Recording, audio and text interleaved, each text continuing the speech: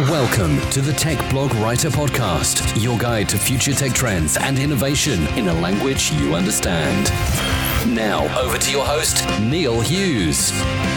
Welcome back to the Tech Blog Writer Podcast. Now, every day I interview tech leaders, entrepreneurs, CEOs, thought leaders, and even the occasional celebrity or sports team about how technology is transforming their business right here on this Daily Tech Podcast. And today's topic is around a company called Webroot, which is leveraging the San Diego Supercomputer Center, which is often referred to as the SDSC. And they're doing that to more efficiently scale and update its threat intelligence platform. How? By crunching data and powering complex machine learning. And that's just scratching the surface of what they're doing with it there. But I wanted to find out more about how this partnership is allowing Webroot to understand and help businesses defend against new attacks, but in real time. Especially because I think that's critical now, because attacks are evolving increasingly quickly. And I read recently that the average phishing attack duration has dropped to roughly 30 minutes. So buckle up and hold on tight so I can beam your ears all the way to Chelsea in London, where the Webroot CTO, Hal Lonas, has flown all the way from San Diego and waiting to talk with us about the partnership, including how SDSC's computational power can be 100 times more cost efficient compared with other solutions, and also the importance of public-private collaboration in the world of cybersecurity. So a massive warm welcome to the show. Can you tell the listeners a little about who you are and what you do? Yeah, thanks very much, Neil. It's great to be on your show. I'm the CTO at Webroot. My name is Hal Lonas. I've been at Webroot about 9 years and came in through the acquisition of a company called Bright Cloud. My special interest is in threat intelligence, and especially threat intelligence derived by machine learning and then applied through products that we offer to businesses. So that's a little bit about me. Now, Webroot does have a reputation as a company that harnesses the cloud and machine learning to reliably predict and protect against cyber attacks, but all in real time. But for people hearing about Webroot for the very first time, can you just maybe set the scene and tell the listener a little bit more about the kind of problems you're solving for businesses out there? Yeah, as you said, we're very good at finding cyber threats. So whether those are files, URLs, malicious IPs, and then being able to deliver that intelligence to businesses in real time. And what I mean by deliver is that we have an entire suite of products that cover endpoints on both Windows, Mac, mobile, as well as network protection and user security awareness training, all to protect users of businesses. And really the entire basis of that is a platform that's based on threat intelligence that we derive. Now, one of the reasons I invited you on the podcast today was after hearing how Webroot is leveraging the San Diego Supercomputer Center, the SDSC, and they're doing that to more efficiently scale and update its threat intelligence platform by crunching data and powering a complex machine learning. Can you tell me more about this partnership and how it's actually allowing Webroot to understand and ultimately help businesses defend against these new attacks, again, but in real time? Yeah, that's a key partnership we've got, Neil, and very important to what we're doing. A few years ago, when we'd been doing phishing protection and identification of phishing sites for several years, and we realized we were spending more and more computer time and effort on identifying those attacks and building machine learning models faster to identify the attacks in real time. And we were falling behind what we were able to do because we needed more compute horsepower. So we decided to get creative and look around at what else we could do. And we then identified the San Diego Supercomputer Center as somebody with great facilities, great compute power, somebody who had a public-private partnership that we could participate in. And so we worked out with them, over the course of several months. It took us to develop the capability to update our phishing detection machine learning models and do that using their facility. And we will have business leaders listening all over the world to this conversation. And I think it's one problem that unites absolutely everybody. So I've got to ask, are attacks evolving quicker than most people realize? That's absolutely true, Neil. What we find is that if you ask people on the street or business people how concerned they are about phishing attacks, I think they consider it yesterday's news. They're like, oh, I've heard about that for several years. I don't think it's that important anymore. But what we're really finding is that phishing attacks and sophistication are evolving faster than ever.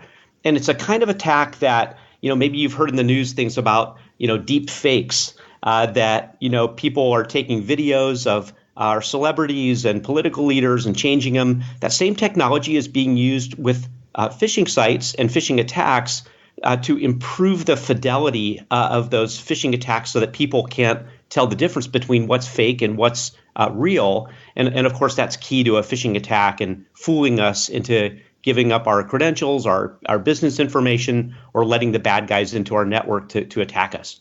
And when I was researching you guys, I quickly came across a lot of information about the importance of public-private collaboration in cybersecurity. Is that something that you can expand on? Oh, absolutely. So when we look at a facility like the San Diego Supercomputer Center and where the funding comes from, which is our government and some private sources, and then we look at what we can do with that public-private relationship to help us in the private sector for our business. It's just fantastic. So for us to have to go build that kind of facility by ourselves would be cost prohibitive and very, very take a long time to do in a lot of our innovative skills. But to be able to take advantage of a facility that already exists and sort of timeshare it, part-time and get that the use of that facility is just fantastic. So it's a capability that there's no way that we could find any other place for doing what we need to do. And just to put the power of that supercomputer partnership into perspective, am I right in saying that the SDSC's computational power can be 10 to 30 times more efficient than traditional computing facilities? Is that right? Yeah, that's absolutely right. So, the traditional facilities we were using before, it would take us, days or even weeks to update our phishing models. So, we would get new information, see new kinds of attacks, and it would take us, a fairly long time to update those models. And, the faster we could update, the better we could protect businesses with higher accuracy protection against these phishing attacks. And so what we said was, well, what are we going to do? And when we looked at the San Diego Supercomputer Center and kind of tried it out, we were able to reduce those times from weeks and days down to, hours and minutes. So yeah, 100 times is a pretty good metric there. And having that kind of improvement has just been fantastic. So like you said a few moments ago, when a lot of people hear about anti-phishing, they think, it was a few years ago, or don't take it as seriously as they should do. So I've got to ask, what makes Webroot's real-time anti-phishing software, what makes it different from other solutions out there? Yeah, what's really cool, Neil, is that we actually intercept the sort of network connection from the endpoint you're at. So whatever screen you're looking at, if it's on a mobile device or let's say a PC, as you're connecting to a site, as you get an email and you click on that link and you're thinking it's your bank or it's your healthcare provider, we actually look at the network connection and identify in real time that's suspicious and it's looking like a phishing site, and then we can stop it in real time. So we don't just depend on only the URL, as many others do with lists that get out of date. We're actually in real time looking at that conversation. And just before, you enter, let's say your username and password, or maybe, identifying information that can be used, to get into your accounts, we can stop it. So it really is real time. It's between you and your network connection and the site you're going to.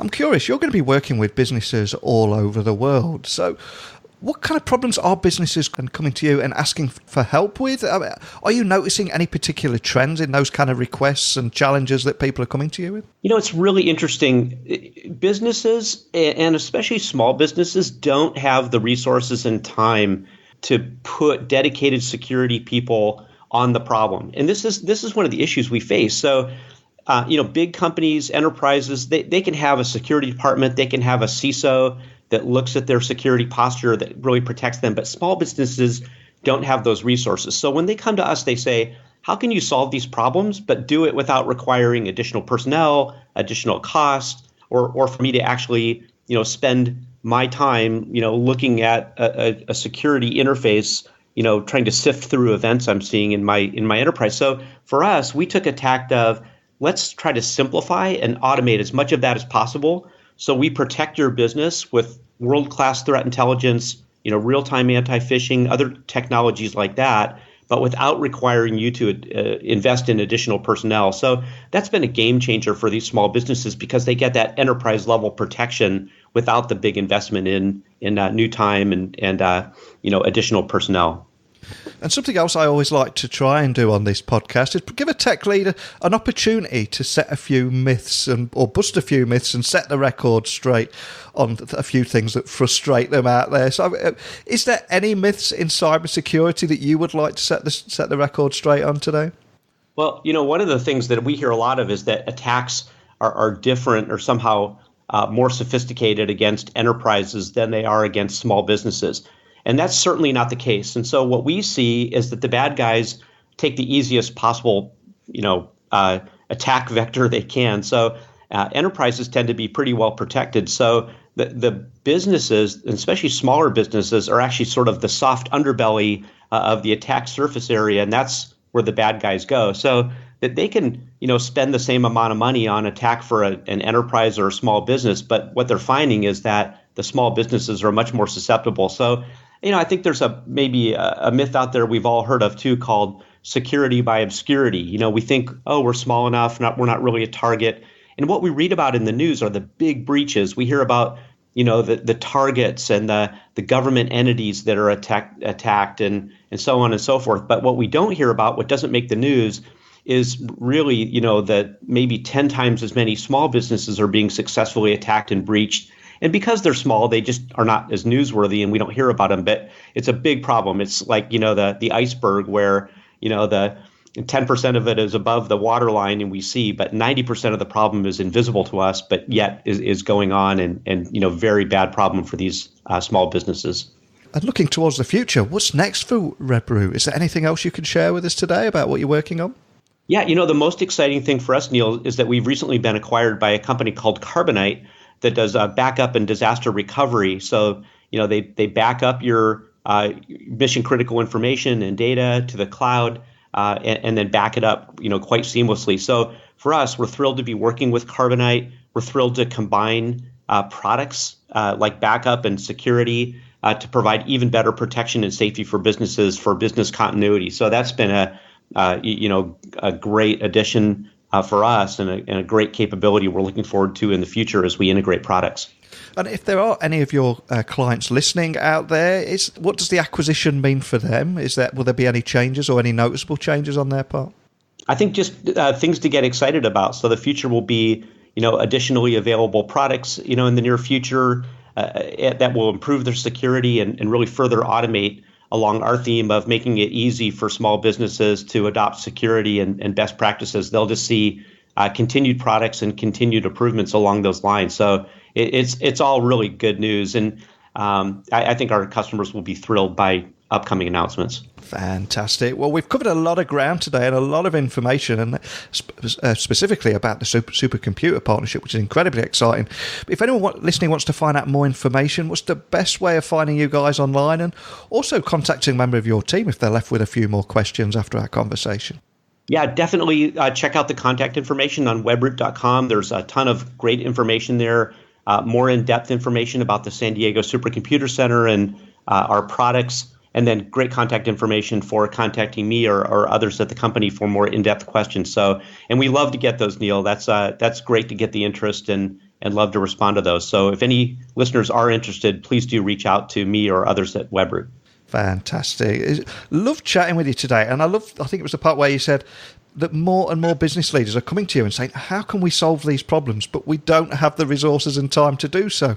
And it is an incredibly complex problem to solve, but you guys seem to have simplified that and actually solved it, but also busted a few myths in our conversation today as well. And removing that security by obscurity myth has got to be a great thing and incredibly valuable to everyone listening. So a big thank you for coming on and joining me today. Thank you. Yeah, thanks to you, Neil. It's been a pleasure speaking with you, and thanks for your interest.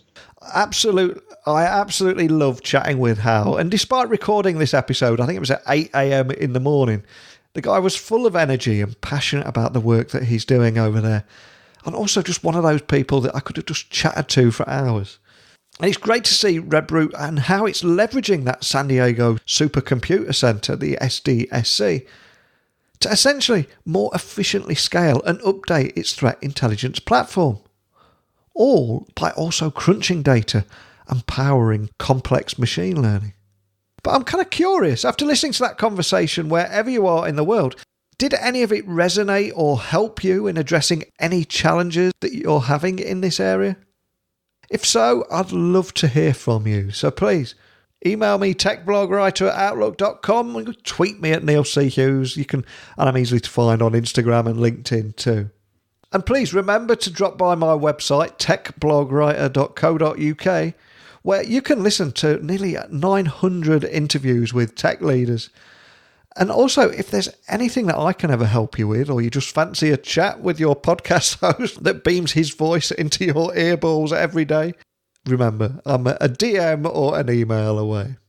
Because you make it a pleasure for me to serve you, my audience, and I'll return again tomorrow with another guest. I'm not even sure what topic we're going to cover tomorrow, but I do hope you'll pop by and join me again. So thanks for listening, and until next time, don't be a stranger. Thanks for listening to the Tech Blog Writer Podcast. Until next time, remember, technology is best when it brings people together.